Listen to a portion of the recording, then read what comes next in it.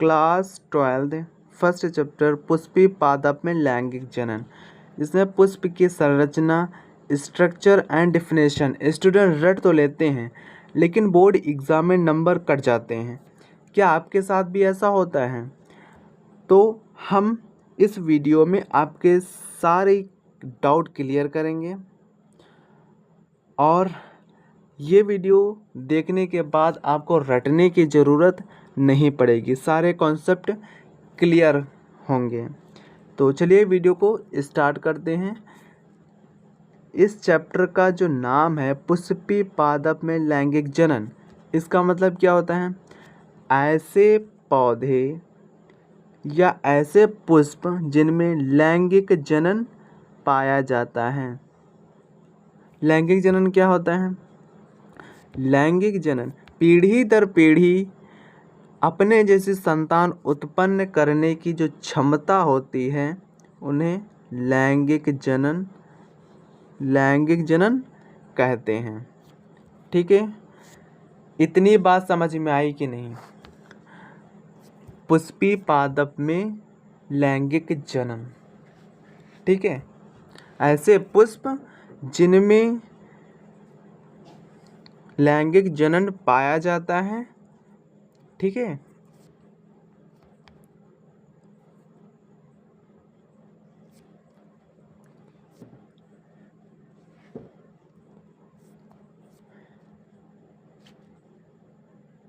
पुष्प की संरचना, स्ट्रक्चर ऑफ फ्लावर। तो लैंगिक जनन क्या होता है? नर और मादा के संलयन से जो संतान उत्पन्न होती है उसे लैंगिक जनन कहते हैं। ठीक है, नर और मादा जो होते हैं दोनों संलयन करते हैं, जो संतान उत्पन्न होती है उसे लैंगिक जनन कहते हैं। ठीक है, इतनी बात समझ में आ गई कि नहीं? लैंगिक जनन किसे कहते हैं? जब नर और मादा के संलयन से जो संतान उत्पन्न होती है उसे लैंगिक जनन कहते हैं। ठीक है, अब पुष्प की संरचना में हम बात करते हैं आवृतबीजी पादप। आवृतबीजी पादप क्या होते हैं? ऐसे बीज होते हैं जिनमें आवरण से ढके होते हैं, मतलब जो फल के अंदर बीज होते हैं। ठीक है, तो ऐसे बीज जो आवरण से ढके होते हैं। ठीक है, पौधों में ही पुष्प की लैंगिक अंग होते हैं। जो पुष्प भाग होता है उसी में लैंगिक अंग पाए जाते हैं। ठीक है, लैंगिक जनन पीढ़ी को चलाने के लिए, समान संतान उत्पन्न करने के लिए, ठीक है, लैंगिक जनन पीढ़ी को चलाने के लिए, समान संतान उत्पन्न करने के लिए बीज हमेशा फल के अंदर रहते हैं। ठीक है, और इसमें डबल फर्टिलाइजेशन पाया जाता है। और इनके जो एग्जाम्पल हैं जैसे कि आम हो गया, चना हो गए, मटर हो गए और मक्का चावल आदि। तो ये सब क्या है? आवृतबीजी पादप होते हैं। ठीक है, इतनी बात क्लियर है कि नहीं? नेक्स्ट, जो अब हम बात करते हैं लैंगिक जनन कितने प्रकार के होते हैं। तो लैंगिक जनन 2 प्रकार के होते हैं, लैंगिक जनन और अलैंगिक जनन। ठीक है, तो लैंगिक जनन क्या होता है हमने पहले बात कर चुके हैं। जब 2 लोग नर और मादा मिलकर संतान बनाए, लैंगिक जनन। और अलैंगिक जनन क्या होता है? एक ही व्यक्ति भाग लेता है और निषेचन नहीं होता है। इसका एग्जाम्पल क्या है? इसका एग्जाम्पल उदाहरण है अमीबा। ये क्या है? अलैंगिक जनन इसमें होता है। और लैंगिक जनन क्या होता है? लैंगिक जनन जब 2 नर और मादा का जो संलयन से संतान बनती है उसे लैंगिक जनन कहते हैं। जैसे पुष्पी पादप हो गए और मनुष्य हो गए। ठीक है, लैंगिक और अलैंगिक क्लियर हुआ कि नहीं? तो आगे बढ़ते हैं। अब हम बात करते हैं पुष्प की संरचना पे। अब कौन कौन से भाग मुख्यतः पाए जाते हैं? तो पुष्प के जो होते हैं, यहाँ जो ग्रीन कलर की तो आपको दिख रहा है, जो अंडाशय है उसके पास जो ग्रीन ग्रीन ये कलर का आपको दिख रहा है, ये होता है बाह्य दलपुंज। और जो ये कलरफुल होता है, जैसे ये गुड़हल का फूल है तो इसमें रेड है। अब गुलाब का जैसे फूल होता तो उसमें भी ये पत्ती जो होती रेड होती। इसको बेसिकली पंखुड़ी भी कह देते हैं। अलग अलग जो फ्लावर होते हैं उनका कलर अलग अलग होता है। और पुमंग, पुमंग जो होता है ये मेल पार्ट होता है, और ये हो गया फीमेल पार्ट का स्टिग्मा, जिसको हिंदी में वर्तिकाग्र कहते हैं। और ये जायांग, जो फीमेल पार्ट जो होते हैं उनको हम जायांग कहते हैं। तो जायांग में 3 पार्ट आ जाते हैं, वर्तिकाग्र, वर्तिका, ओवरी। ठीक है, इतनी बात क्लियर है? तो पुष्प के मुख्यतः 4 भाग होते हैं। नंबर 1 बाह्य दलपुंज, दलपुंज, पुमंग और जायांग।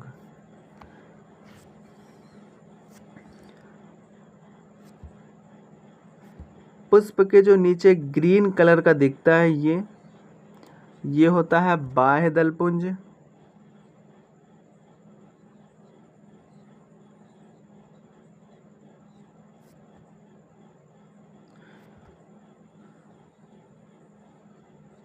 और जो ये आपको कलर की तरह दिखता है, इसे कह देते हैं दलपुंज। और एंडोसियम मेल पार्ट, मेल पार्ट ये होता है। और जायांग फीमेल पार्ट को कह देते हैं, जैसे स्टिग्मा, वर्तिकाग्र, ओवरी। ठीक है,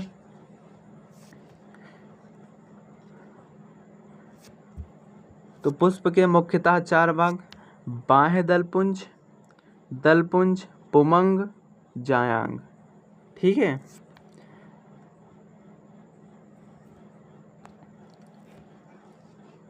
अब हम बात करते हैं पुष्प के चक्र।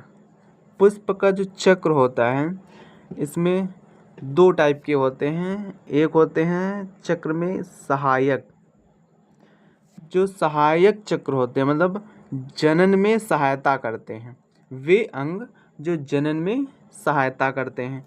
और आवश्यक अंग क्या होते हैं? ऐसे अंग जिनके बिना निषेचन या जनन की प्रक्रिया नहीं हो सकती, वो आवश्यक अंग में आ जाते हैं। आवश्यक अंग, इसमें गैमेट का निर्माण होता है, युग्मक का निर्माण होता है। तो सहायक अंग आ जाते हैं बाह्य दलपुंज, और इसमें आ जाते हैं बाह्य दलपुंज और दलपुंज। ये जो है सहायक चक्र है, सहायक का कार्य करते हैं।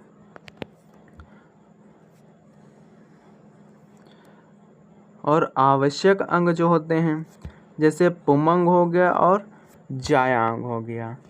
जो पुमंग होता है ये होते हैं नर भाग, और जायांग जो होते हैं वो होते हैं मादा भाग। ये हमने आगे पहले ही डिस्कस या कर चुके हैं। ठीक है, पुमंग और जायांग अगर मेल और फीमेल ही नहीं पार्ट होंगे तो गैमीट या प्रजनन, जनन की प्रक्रिया नहीं होगी। जनन की प्रक्रिया नहीं होगी तो संतान उत्पन्न नहीं होंगे।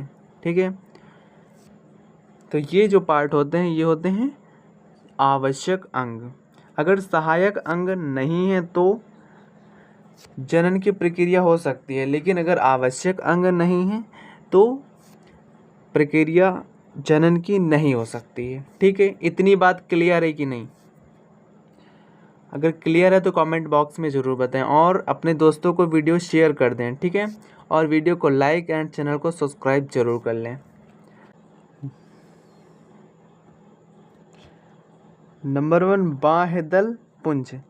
ये जो पुष्प के नीचे हरे रंग का होता है ये, इसको कहते हैं बाह्यदल पुंज।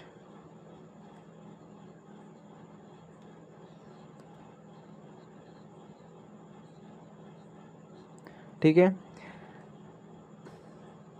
पुष्प के गहरे रंग की पत्तियों को बाह्यदल पुंज है। ठीक है, मिसप्रिंट हो गया, कहा जाता है। यह पुष्पासन से जुड़ी होती हैं जो कली अवस्था में पुष्प की सुरक्षा करती हैं। ठीक है, ये जो है पुष्पासन का, पुष्पासन ये है जो पुष्पासन से जुड़ी होती हैं, कली अवस्था में पुष्प की रक्षा करती हैं। आपको इतना लिख देना है बस। ठीक है, आगे बढ़ते हैं। नंबर 2 दलपुंज। पुष्प की रंग बिरंगी जो पंखुड़ियाँ होती हैं उन्हें क्या कहते हैं? दलपुंज। दलपुंज ये होते हैं पुष्प में जो रेड कलर का जो होता है, कलरफुल दिखता है। हर एक जो फ्लावर होते हैं उसमें अलग अलग कलर भी होता है, जैसे गुड़हल में रेड है, गुलाब में भी रेड होता है, कनेर का जो फ्लावर होता है इसमें येलो होता है। तो ये क्या हो जाए? दलपुंज।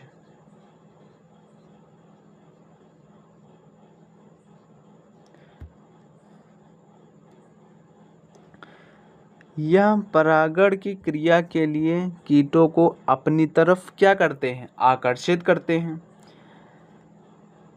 इनकी एक इकाई को क्या कहते हैं? दल कहते हैं, पेटल बोल देते हैं। ठीक है, इतनी बात क्लियर है। नंबर 3 जो पुमंग होता है इसको एंड्रोसियम कहते हैं। यह नर जनन अंग होता है। इसकी इकाई को पुंकेसर स्टेमेन कहते हैं। इनकी जो इकाई होती है इसको, पुमंग की इकाई को क्या कहते हैं? स्टेमेन कहते हैं, पुंकेसर कहते हैं। एक पुंकेसर का मुख्य रूप में 2 भाग होते हैं, बाइलोब्ड होते हैं। परागकोश एंथर, यह पुंकेसर का ऊपरी सिरा है जो आमतौर पर द्विपालित बाई लोब्ड होते हैं, यानी 2 खंडों वाला होता है। इसी के अंदर परागकण पॉलन ग्रेन का निर्माण होता है। जो ये बाइलोब्ड होते हैं परागकोश, इसके अंदर पॉलन ग्रेन का निर्माण होता है और ये बाइलोब्ड होते हैं। पोतंतु जो फिलामेंट होता है यह एक लंबा पतला डंठल जो परागकोश को पुष्पासन से जोड़ता है। ठीक है,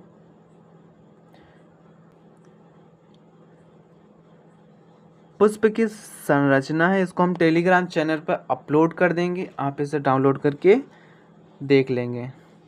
ठीक है, एक बार रीड जरूर कर लेंगे। यहाँ पे हम बात करते हैं जो मेल एंड्रोसियम पार्ट है। यहाँ पे क्या होता है? पॉलन ग्रेन का निर्माण होता है। कहाँ? स्टेमेन में। पुंकेसर में परागकोश का निर्माण होता है। ये जो डंठल टाइप में दिया है ये होता है फिलामेंट, और ये दलपुंज है जिसे पंखुड़ी कहते हैं, पीटल, और ये क्या है? सेपल।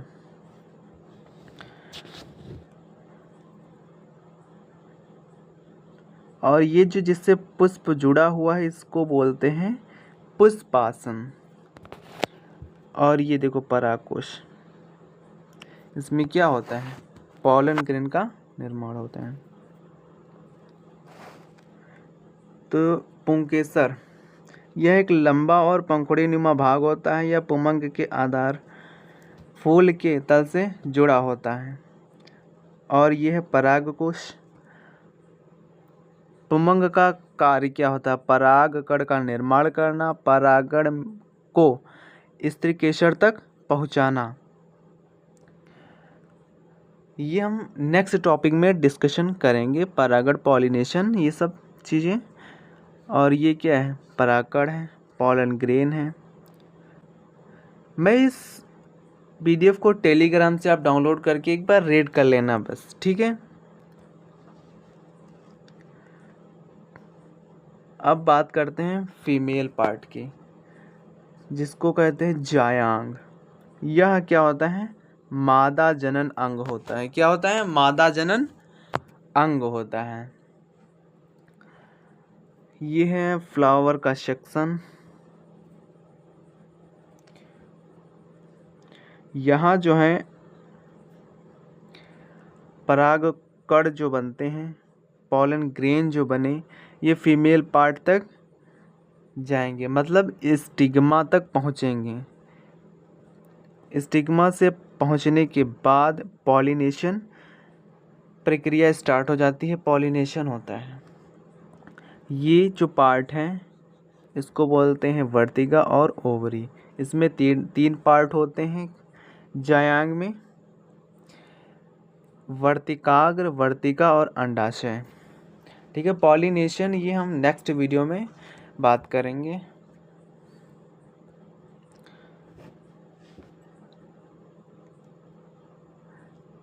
जो जायांग होता है यह मादा जनन अंग को कहते हैं। मादा जनन अंग को क्या कहते हैं? गाइनोसियम कहते हैं, जायांग कहते हैं। ठीक है, इनकी इकाई को अंडप, कार्पेल या स्त्रीकेसर पिस्टल कहते हैं। स्त्रीकेसर के मुख्यतः 3 भाग होते हैं, वर्तिकाग्र, वर्तिका और अंडाशय। Stigma, style, ovary. तो वर्तिकाग्र जो है यह सबसे ऊपरी, चौड़ा और चिपचिपा भाग होता है। यह परागकणों के लिए लैंडिंग प्लेटफॉर्म का कार्य करता है। परागकण के समय परागण सही आकार में गिरते हैं, मतलब एक चिपचिपा पदार्थ होता है जिससे पॉलन ग्रेन, अगर परागकण आए हैं स्टिग्मा तक तो इधर उधर वो हवा के थ्रू अलग, बाहर ना, दूर ना चले जाएं, कहाँ से? वर्तिकाग्र से दूर ना निकल जाएं, इसलिए चिपचिपा भाग होता है ये पॉलिनेशन करने के लिए। ठीक है, जो वर्तिका होती है यह वर्तिका के नीचे स्थित एक लंबी पतली नलीनुमा संरचना है जो पराग नलिका को बीजांड तक जाने का रास्ता देती है। वर्तिका कहाँ है? वर्तिका ये है, जो कि पॉलन ग्रेन यहाँ पर आता है, यहाँ चिपचिपा पदार्थ होता है, यहाँ से ये नीचे चला जाता है, कहाँ तक? ओवरी। तो ये जो यहाँ से यहाँ तक जो रास्ता होता है इसको क्या कहते हैं? वर्तिका कहते हैं। ओवरी का क्या होता है? यह स्त्रीकेसर का सबसे नीचे का फूला हुआ मुख्य भाग होता है। इसके अंदर बीजांड, ओव्यूल पाए जाते हैं। यह फर्टिलाइजेशन के बाद अंडाशय से फल, फ्रूट और बीजांड से बीज, सीड का निर्माण हो जाता है। फर्टिलाइजेशन के बाद क्या होता है? अंडाशय किस में चेंज हो जाता है? अंडाशय जो होता है फल में बन जाता है और बीजांड बीज में बन जाता है। तो आज के लिए बच्चों इतना ही। नेक्स्ट वीडियो में हम पॉलिनेशन के बारे में बात करेंगे।